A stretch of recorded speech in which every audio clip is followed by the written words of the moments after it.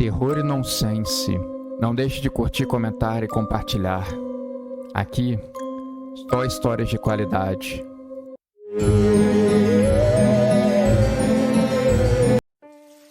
Foi se aventurar por terras desconhecidas, sem um mapa a tiracolo e nem os conhecimentos adequados para sobreviver em tão inóspita região. Tentou atravessar para o outro lado, quando viu que ficou preso. O terror gelava suas veias, enquanto seus pés afundavam na areia movediça. A cada movimento, ele se afundava mais, a areia úmida e fria sugando-o para baixo. Pablo tentava se mover, mas era inútil. A areia o prendia com um abraço mortal, um convite à morte. Ele estava tenso e precisava relaxar. De repente, um rugido ecoou pelas dunas, mudando a direção do ar e trazendo um elemento de temor ao lugar. Pablo ergueu os olhos e viu uma criatura monstruosa se aproximando, abrindo suas mandíbulas cheias de dentes afiados. Pablo fechou os olhos, aguardando o fim. Mas nesse momento, ele se lembrou de algo que seu avô lhe dissera. Na areia movediça, não lute, relaxe e flutue. Ele fez o que o seu avô lhe ensinara. Parou de se debater e se concentrou em relaxar o corpo. Pensou em coisas calmas e em algumas aulas de yoga que havia feito alguns anos antes. De repente, a areia parou de afundá-lo e ele começou a flutuar, subindo lentamente para a superfície. A criatura rugiu de frustração, sabendo que a sua comida estava escapando pelas suas garras. Pablo já estava livre, então ele correu, o lugar e o terror ainda fresco em sua mente. Nunca mais voltarei àquele local sem a supervisão adequada.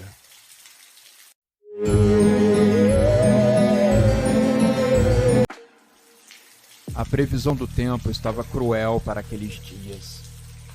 Uma bolha de ar quente estava fixada em cima daquela cidade. E dizem que não existe uma previsão a curto prazo de que ela vai embora.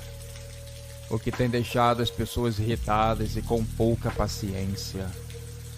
O homem havia saído atrasado de casa, e ele agora soca violentamente o seu volante. Ainda mais quando ele vê na frente aquela enorme aglomeração de carros. Estava preso no trânsito. Fazia muito calor, além do normal. O homem suava em bicas, parecia uma torneira escorrendo suor. O ar-condicionado do carro parecia não ter aguentado a pressão e arriou. Muitas buzinas são ouvidas. O homem começa a ficar irritado. O trânsito não anda. Ele coloca a cabeça para fora do carro para olhar. Parece um engarrafamento enorme. Ele se desespera. Olha para os céus e xinga logo que tem menos culpa. Um outro motorista sai do carro irritado. Estava armado e atira contra um homem que estava gritando enlouquecido. As pessoas agora começam a sair dos seus carros, o calor castigando suas cabeças, e se forma uma enorme briga generalizada. O homem preso no trânsito também sai do carro, andando perdido, sem saber o que fazer. Ele não está pensando direito e escorrega em cima de uma poça de sangue, quase cai no chão.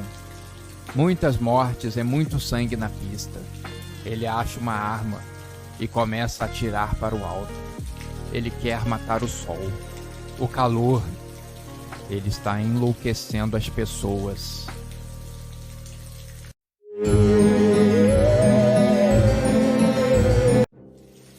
Em uma cidade peculiar, todos os habitantes nasciam com uma data de validade marcada em seus pulsos.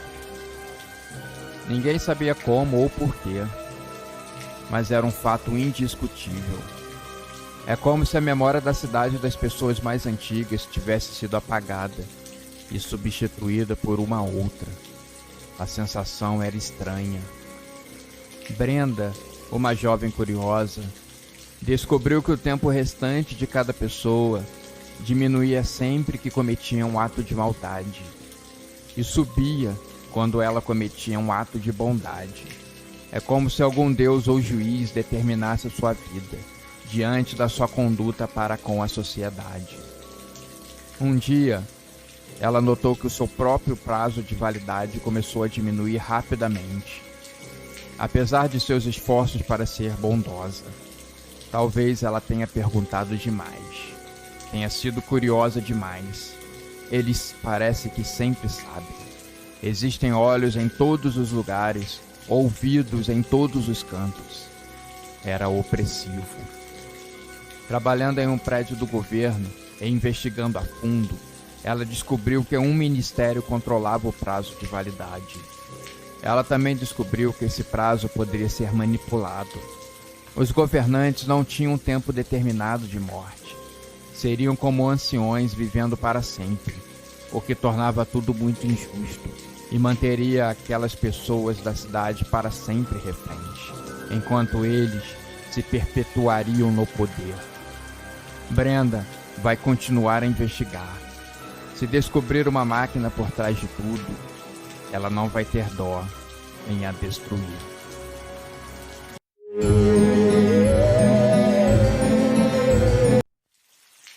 Bárbara comprou um espelho muito bonito em uma loja de antiguidades. A princípio, ela havia entrado em busca de roupas para usar, mas se apaixonou pelo espelho. Ela achou esquisito o preço tão barato de um produto com um acabamento de grande qualidade. A madeira nas laterais parecia ser de lei, dessas bem caras e raras. Chegando animada em casa, ela pendurou o espelho no seu quarto. Mas desde os primeiros momentos, ela começou a perceber que ele distorcia sua imagem. Não parecia mostrar a realidade. Tinha dias que ela parecia muito bonita.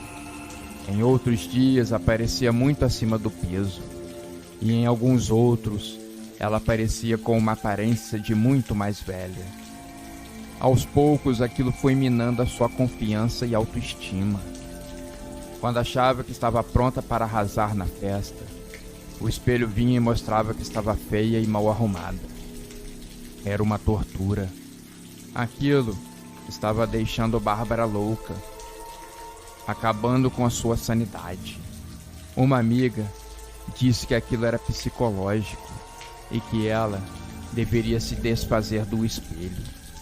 Mas quando Bárbara tentou jogar ele fora, jogando-o pela janela da sua casa em um ato de desespero, o espelho se partiu, mostrando uma natureza maligna que estava embutida nas suas entranhas.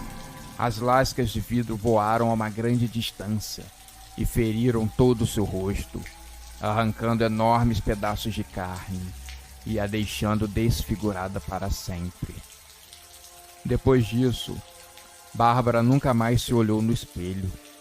Sabia que a realidade era pior do que a mentira que aquele espelho antes estava lhe mostrando.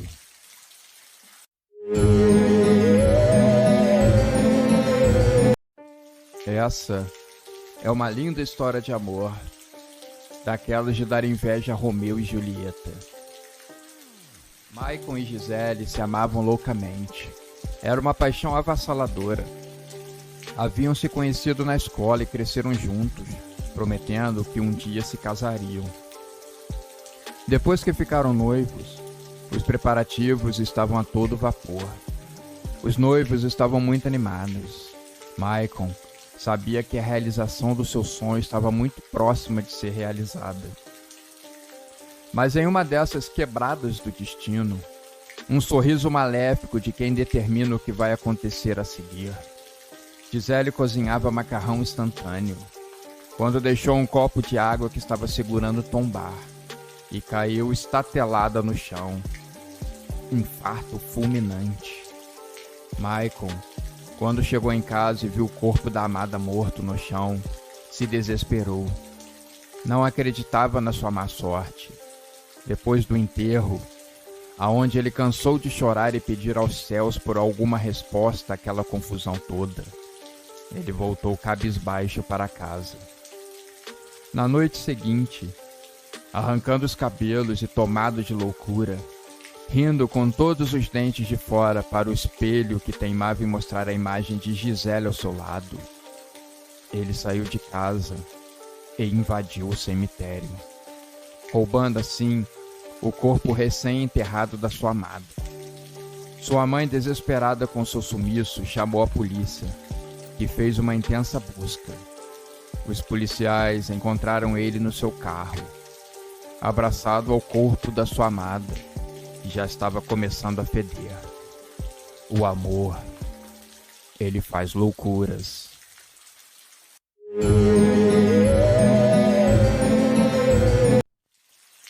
Ninguém sabe como, mas ele já nasceu com poderes muito mais fortes do que o ser humano deveria ter. Algo que poderia romper a confiança entre os seres de outra dimensão e a nossa. Um erro que poderia custar muito caro.